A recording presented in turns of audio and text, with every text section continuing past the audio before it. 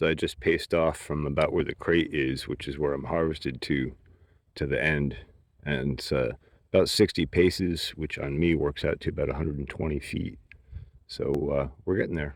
There's been a couple of clusters now with some ants kind of nested in them, and they end up being all over the potatoes. I'm shaking them off on the good ones and chucking them out on the bads, but just thought I would get a little clip of it. Making decent progress, basically up to the gray crate and a little bit to this side of it on these two rows. I'm going to call it for now. Get some coffee. Might come back and get another round in. Guess I'll just give you a clip of the holy basil post-frost. Totally browned out.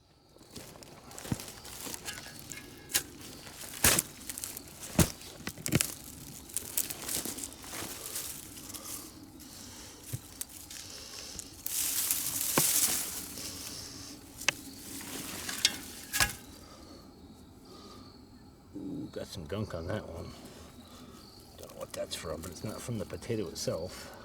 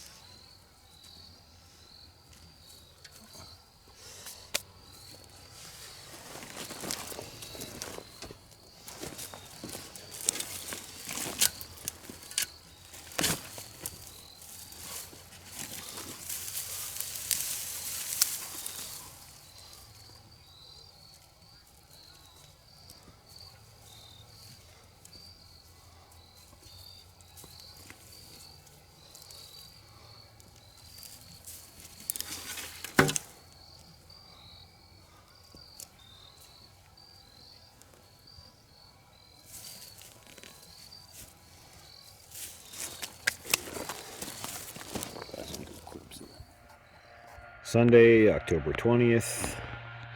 Got about 2.5 crates harvested yesterday. I think I can finish most of this today. Probably won't get all of it, but most of it. Down where the other crate is, and this crate here are 2 mark points. These 2 rows got to go from here to the end, and that one just has to go from that crate to the end. And then we're done harvesting for the 2024 season. So 3 more crates full. We got 2 rows left of maybe 50 foot or so. Might be 70 foot to harvest. And then we're done for the season. There's the other crate. You can see we're still getting some real nice sizes in here. Nice big Baker potatoes. A little bit of damage from some bugs and a little bit of damage here and there from the quack grass digging its roots in. But overall, we did pretty good.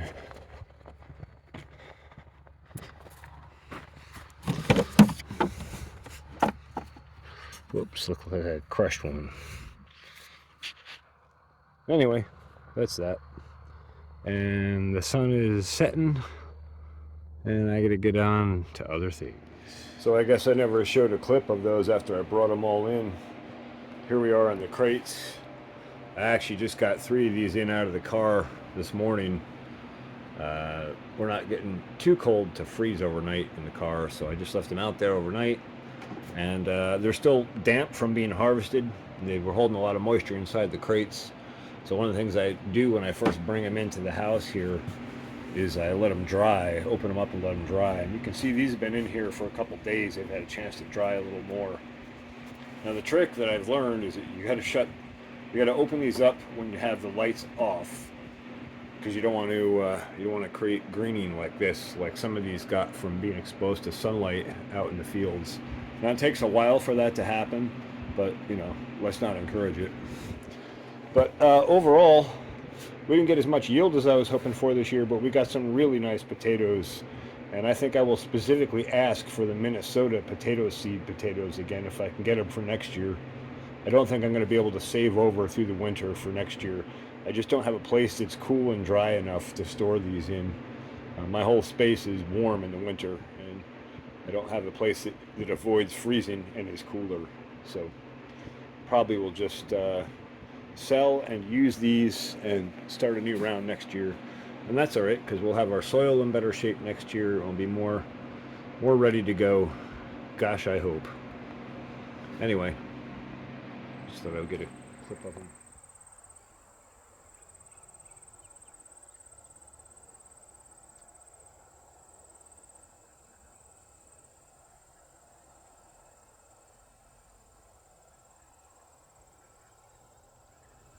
So Monday, October 20th, finished up my AutoCAD work for the day, and I'm back here. I'm going to try and finish harvesting the rest of these today. And I think I can pull it off. I got some more empty crates and should be able to cut right through it. Then we'll be done with potato harvest for 2024. And that'll be nice. I can get on with other things.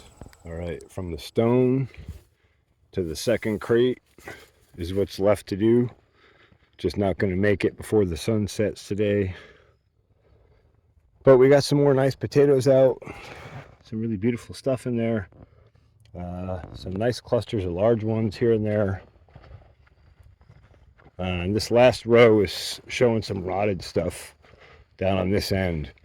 So probably because of low moisture, low soil fertility, combination of things. But we got a few with some rot in them. Those I'll try and make use of pretty quickly, but everything else came out pretty well. A little bit more greening in here, probably because they've been in the field longer since they were ripened and they've had more sun exposure. But it is what it is.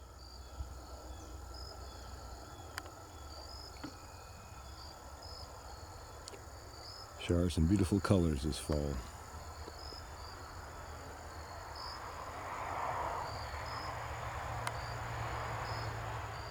So next day, October 22nd, 2024, just got from the rock down to not even the end of the row. Maybe you can see I harvested up to on the end a little bit there yesterday just to fill up that one crate. So I'll rip this out, and then there's a chunk down on the far end that were the potatoes that came from Dan Kittredge from this spring that I never got to eating, and they were sprouting, so I put them in also. So they're a mixed batch. Some of those are colored, some are I think Pontiac or something like that. And I harvested out some of the reds earlier in the season when I did some samples and stuff, but the rest of those will come out today too. And then we'll be done with potato harvest for 2024. Well, there we go. That's it. End of this row. Just that little strip, that other little strip that came from Dan Kittredge. Oh, so here we are down on the other end. Just this little section from right here to the shovel.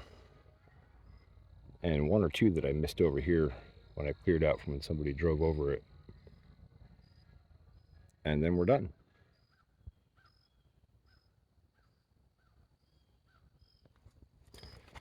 Well, that's it. That is officially the end of the season. Harvest of potatoes is complete. We didn't get much out of here. We got a few, and there's some nice reds and purples in there, so that's kind of nice. And we got an odd shaped pair here that I'm going to chuck because they're greened out. And I got a few here that had some rot. There was a few here and there of those all throughout, but more on the ends rather than in the main blocks or where the soil was good. Definitely in the less quality soil areas. So that's a wrap on that.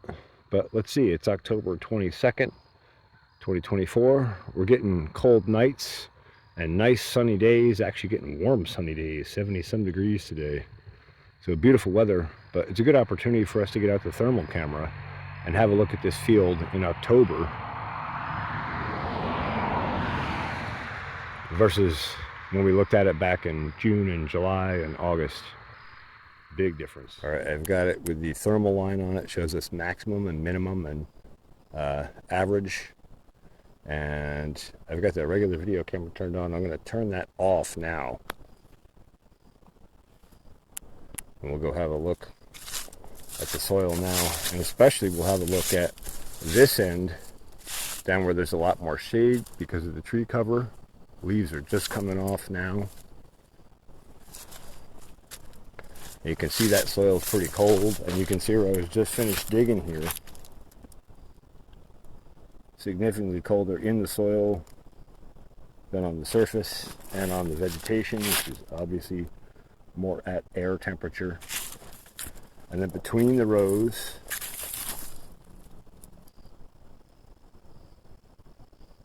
and then again you can see the raised bed, the effect of that raised bed, how much that warms that soil up. There's a tremendous difference in soil temperature between the raised and lowered bed. So now I'll just walk us right down this row for a bit.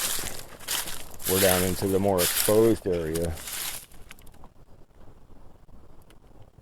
Give you a shot on regular video so you can compare or have context for the image. And so this soil is all stuff that I harvested, a month ago probably, a couple weeks ago at least. And so it's exposed soil out in the sunlight, getting warmed up every day. And then over here where the vegetation is and the soil elevation is a little bit lower, it's shaded from the sun more in the morning and afternoon, and it doesn't receive as much sunlight. We can see a big difference again in temperature there.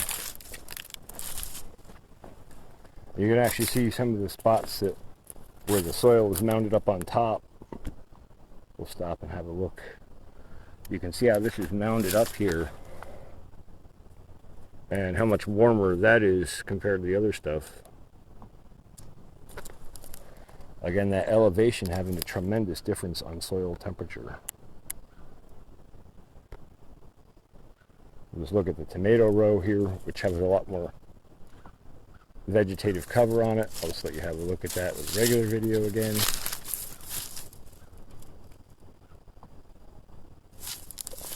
And then we'll have a walk around it here.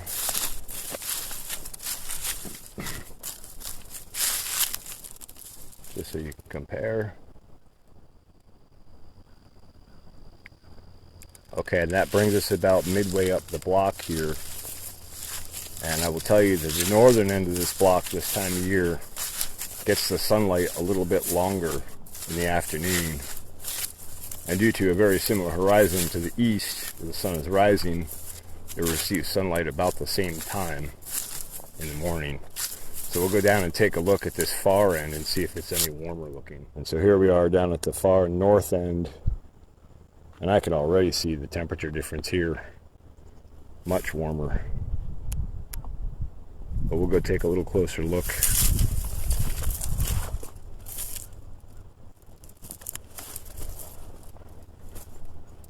I realized I hadn't been getting thermal imagery the last, a month or month and a half. I just haven't had the time.